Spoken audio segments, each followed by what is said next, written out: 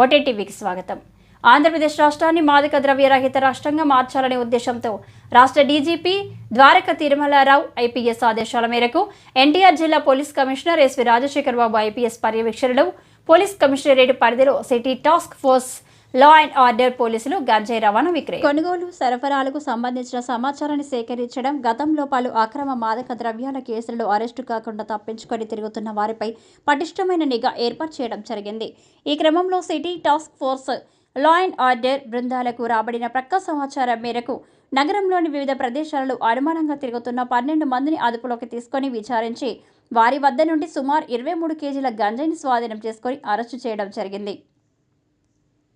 వీరందరూ వేరువేరు మార్గాల ద్వారా గంజాయికి అలవాటు పడి సులభంగా డబ్బులు సంపాదించడానికి గంజాయిని అక్రమంగా కొనుగోలు చేసి వాటిని విజయవాడలోని పలు ప్రాంతాలలోని యువకులకు అమ్మి వచ్చిన డబ్బులతో జల్సాలు చేస్తున్నారు.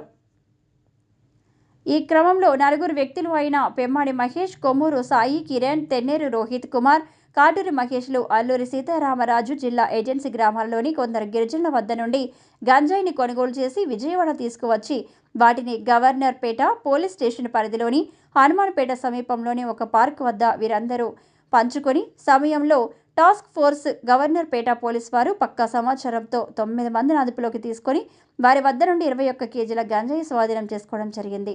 అదేవిధంగా మిగతా 2 ప్రదేశాలలో 3 వ్యక్తులను అదుపులోకి తీసుకొని సుమారు 2 కేజీల గంజాయి స్వాధీనం చేసుకొని అరెస్టు చేయడం జరిగిందన్నారు.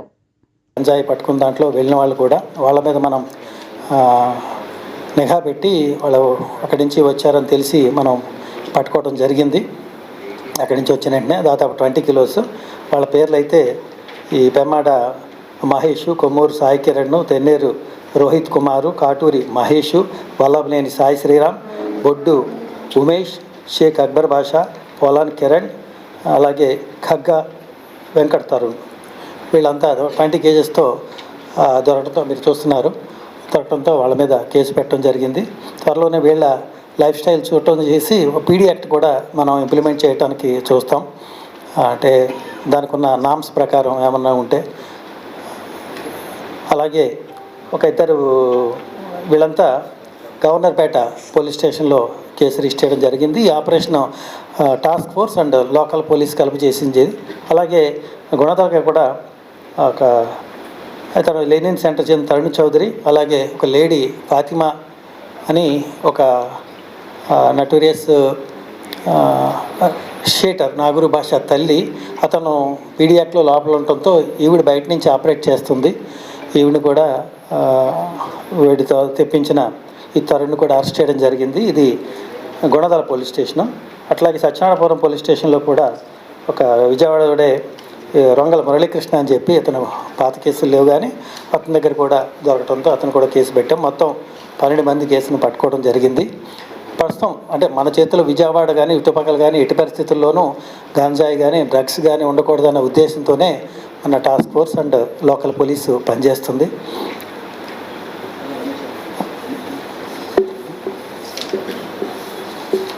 అంతేకాకుండా ఈ డ్రగ్ కానీ లేకపోతే ఈ మందుకు తిరిగి ఓపెన్ డ్రింకింగ్ మనం ఒక 4 టీమ్స్ కూడా తిరుగుతున్నాయి ఇంటర్సెప్టర్ వెహికల్లో. వాళ్ళు కూడా ఒక మంచి ఫలితాలు ఇస్తున్నాయి. అంతేకాకుండా మనం ఈ సంవత్సరంలోనే దాదాపు లాస్ట్ ఇయర్ 112 కేసులు పెడితే ఈ నెలలోనే 14 కేసులు పెట్టి 35 మందిని అరెస్ట్ చేయడం జరిగింది. 7 అబ్స్కాండింగ్లో ఉన్నారు. 544 కేజీలు పట్టుకున్నాం. లాస్ట్ ఇయర్ 1332 కేజీలు, సంవత్సరం 12 నెలలకి 1332 కేజీలు పట్టుకుంటే ఈ నెలలోనే మనం 545 కేజీల దాకా పట్టుకోవడం జరిగింది. ఇది కాస్త మా నిబద్ధత. టాస్క్ ఫోర్స్ కానీ లోకల్ పోలీస్ కానీ గంజాయి మీద ఉక్కుపాదం మోపుతాము అని చెప్పడానికి ఇది ఒక ఉదాహరణగా చెప్పుకోవచ్చు.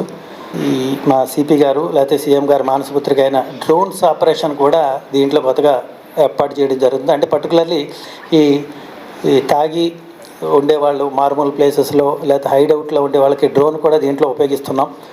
అది డే బీట్స్లో ఖచ్చితంగా ఉపయోగిస్తాం. దానికి కూడా కొంతమంది ఈ గంజా స్మోకర్స్ కానీ లేదంటే ఈ ఓపెన్ డ్రింకింగ్ కానీ దాని మీద కూడా మంచి ప్రభావం చూపుతుంది. రోజుకి దాదాపు 20 మంది దాకా మనం కేసులు పట్టుకుని లోకల్ పోలీస్కి అప్పచెప్పిన. అది particularly interceptor vehicle task force వాళ్ళు చూస్తున్నారు.